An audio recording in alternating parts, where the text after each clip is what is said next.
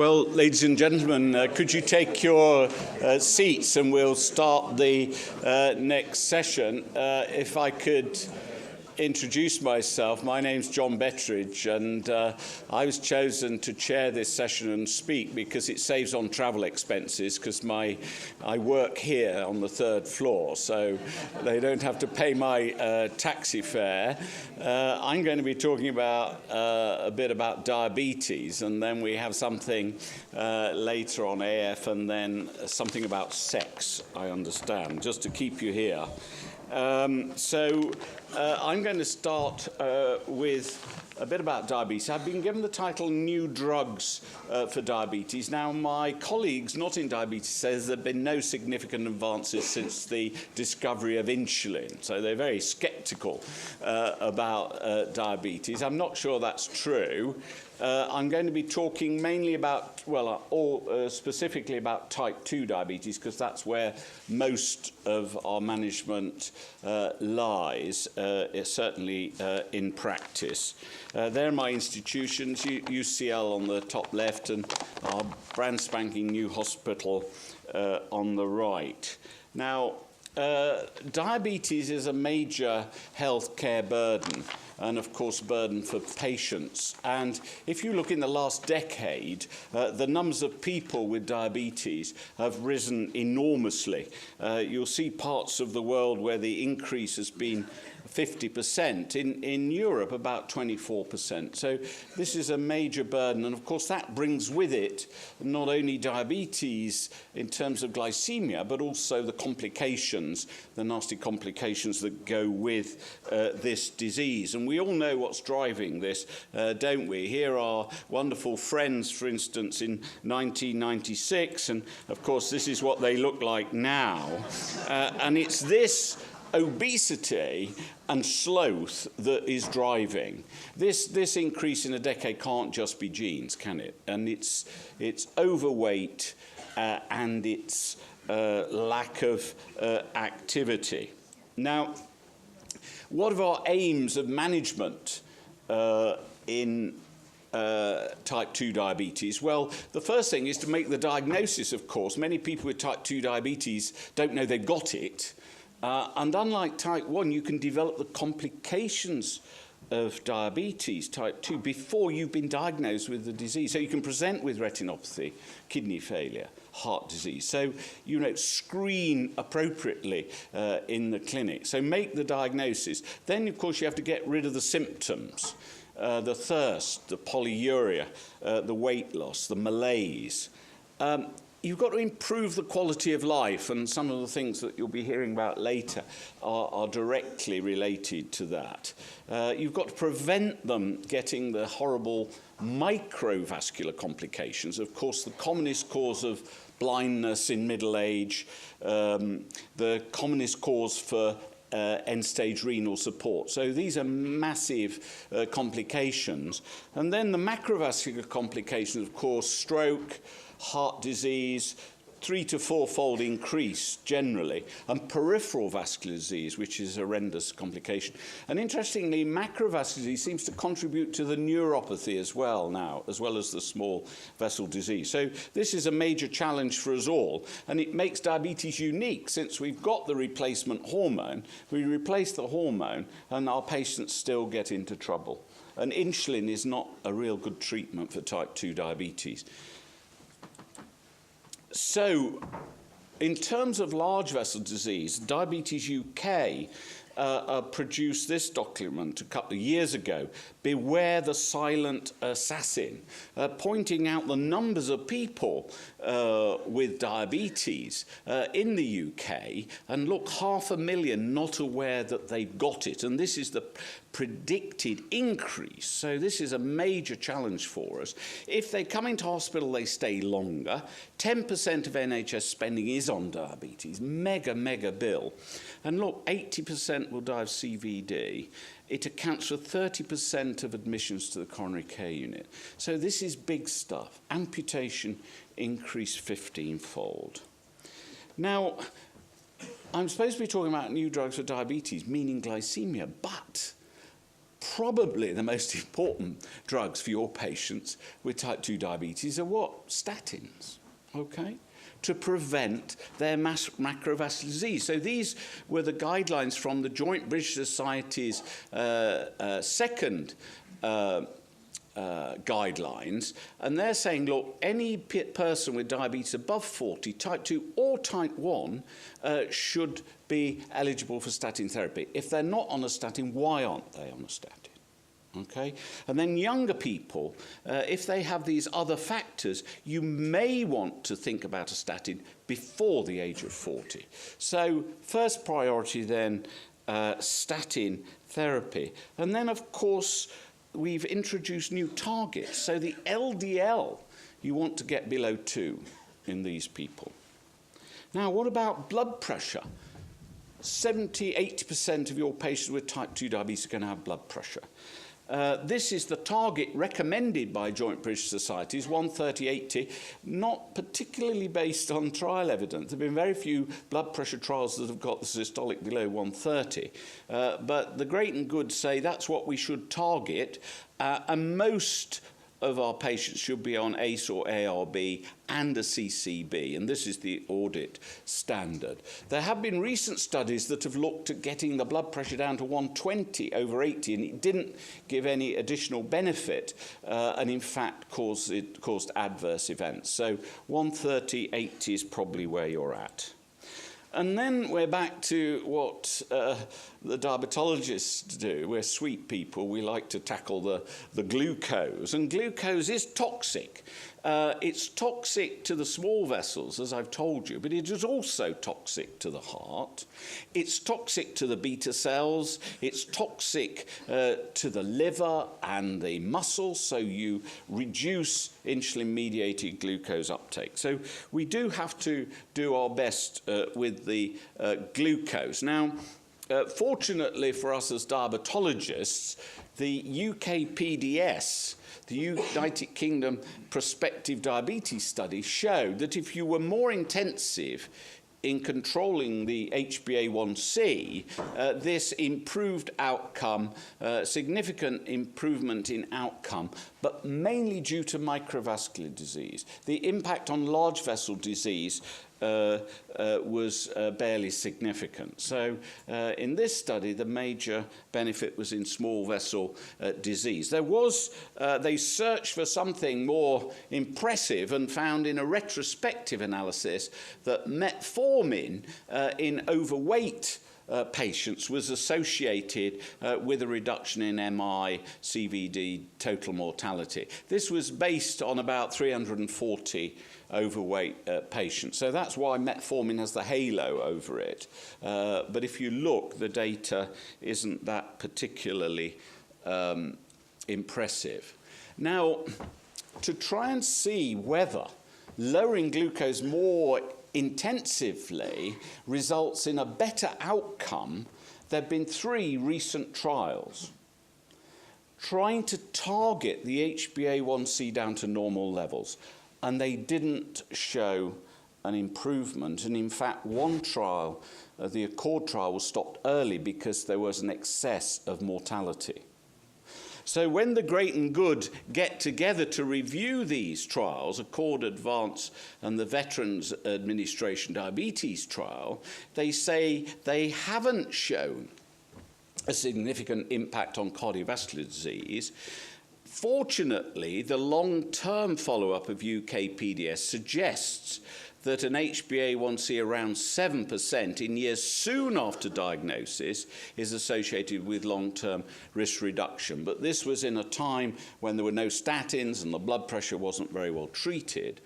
And what they suggest is less stringent HbA1c targets for people who are getting on a bit, who've got established coronary disease, because hypoglycemia can be a major challenge to the cardiovascular system.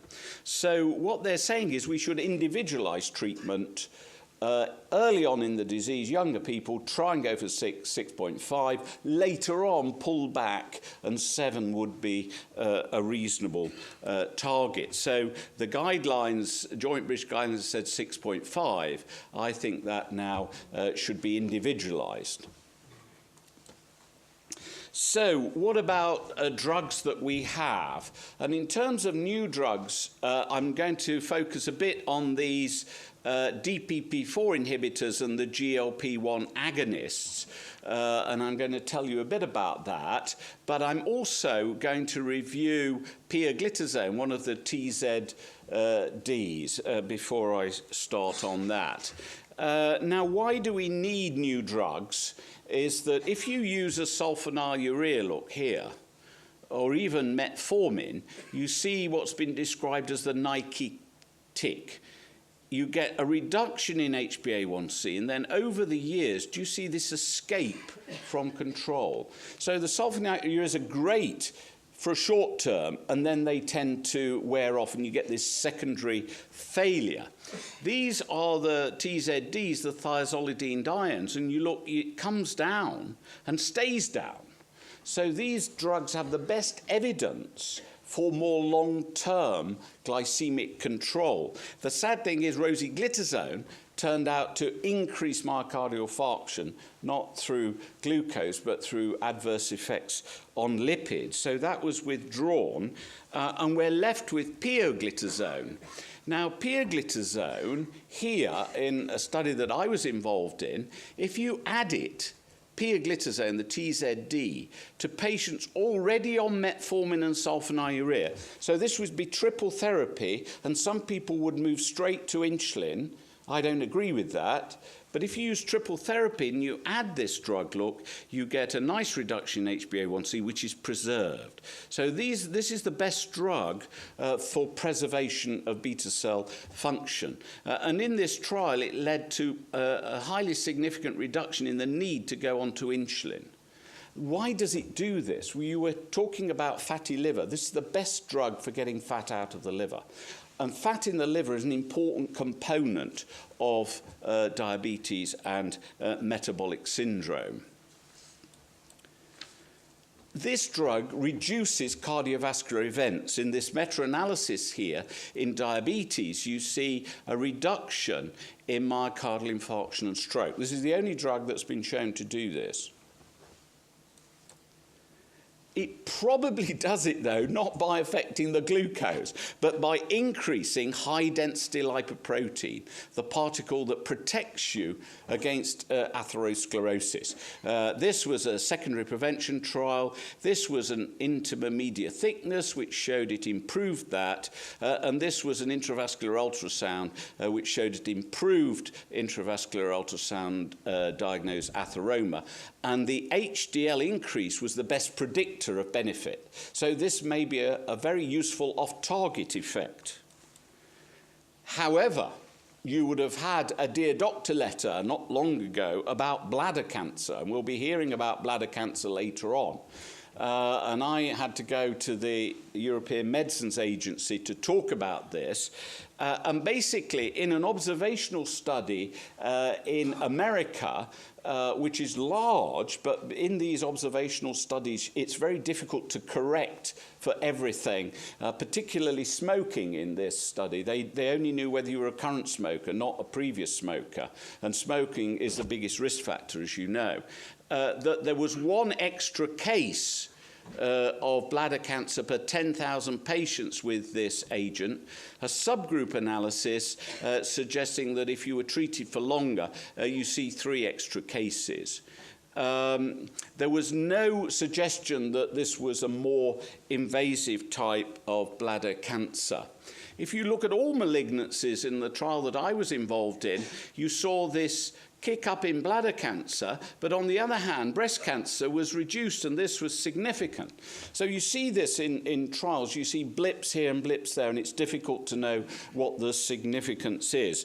But my take-home message is the same as the EMA, that the benefit-risk balance remains positive in patients who respond well to this agent. So I thought we just ought to cover that. Now, pioglitazone is a PPAR agonist, and there's a new PPAR agonist coming through which affects both alpha and gamma receptors, and it's called alaglitazar, and it's been studied in this efficacy study called Synchrony, and you'll see here's pioglitazone 45 as the control, look, you see a better reduction in HbA1c with this new drug. This is the dose that's going to be carried forward, 150 micrograms. And if you look at the lipid effects at 150, you see great increase in HDL cholesterol, look, a reduction in the protein, the atherogenic protein ApoB, a reduction in LDL cholesterol, and a reduction in triglycerides. So in addition to the lowering glucose, you're going to get these wonderful lipid effects with alaglitazar. And this is in trial with a trial organized by Lars Rydén at the Karolinska, which is going to be a secondary prevention trial comparing alaglitazar to placebo in a large number of high-risk patients. So that's something to look forward to, given the potential downside of pioglitazone. Now let's focus on these DPP-4 inhibitors and the GLP-1 agonists. Now, this is Werner Creutzfeldt, who many years ago postulated an endocrine link between the gut and the pancreas. And it's based on findings like this. If you give someone IV glucose and measure the insulin and compare that to an oral glucose load, you see a much bigger insulin response, look, to the oral glucose load, suggesting that that in some way is affecting the pancreas and producing more insulin. This is impaired in diabetes, but still present. Now, these are the incretin family. You've got this called GLP-1, which comes from the L cells in the distal ileum and colon, and GIP, which comes from the K cells in the proximal small bowel. It's this that's the target for the incretin effect, because its efficacy is still preserved in type 2 diabetes, whereas GIP is not. So what could we expect from this? So you eat your meal, and in response to just thinking about it and swallowing it, you get these production of the incretins, which go to the pancreas. They produce insulin, which is glucose dependent. So it's not going to go on unless your glucose is high. And the advantage of that is you don't get hypoglycemia. It also decreases glucagon, which is increased in diabetes. So by increasing insulin and decreasing glucagon, you decrease the liver's making of glucose and you increase the uptake of glucose into muscle and adipose tissue. So how can you and I utilize that? Because GLP-1 is broken down in 2 minutes. So what the companies have done is to produce analogues here that are resistant to the breakdown.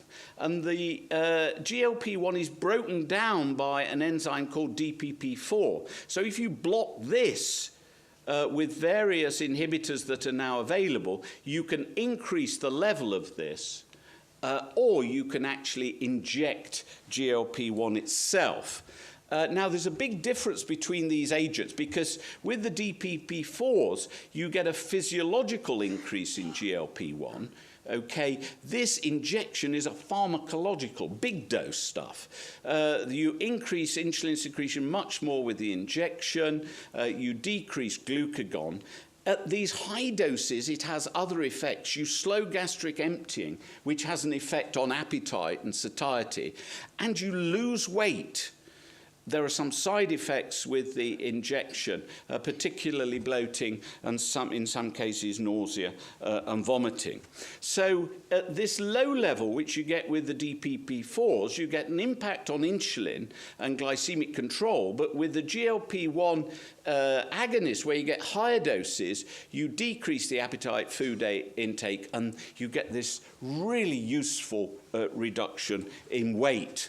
Now, here's just a summary of some of the studies with the GLP-1 agonists, and you can see nice reductions, look, in HbA1c, but in addition, nice reductions in weight. So that's a major bonus with the GLP-1 agonists. And if you look at the DPP-4s, modest reductions in HbA1c, but no weight change. So these drugs, the DPP-4 inhibitors, are weight neutral, which is nice. Here's just one, sitagliptin. Look, compared with glipizide, you saw a similar effect on HbA1c in this trial. But unlike the sulfonylureas, you don't get the weight gain here, and you get much less hypoglycemia. And hypoglycemia we've been complacent about. It's nasty. Try and avoid it in your patients. Just to finish with, you and I diagnosed diabetes by putting a stick into the urine. Now, the drug companies have produced a medicine, and I can't pronounce it, dapagliflozin, which blocks the absorption of glucose in the urine. So you pee out glucose, and it's a way of lowering glucose. And, of course, it's going to lower your weight as well. So this is for the future. It's stumbling at the FDA at the moment, but hopefully in the future it'll become available. So that will be another drug that will improve glycemic control and also help reduce weight. So these are the aims of management, just to reiterate. Make the diagnosis so you can start preventive measures. Alleviate symptoms. Get rid of thirst and polyuria, nocturia if you can. Improve the quality of life by preventing these terrible complications. Don't forget statins and blood pressure. And then what I've tried to show you is some new medicines that'll help you control the glucose without hypoglycemia and actually preserve beta cell function. So thank you very much for your attention.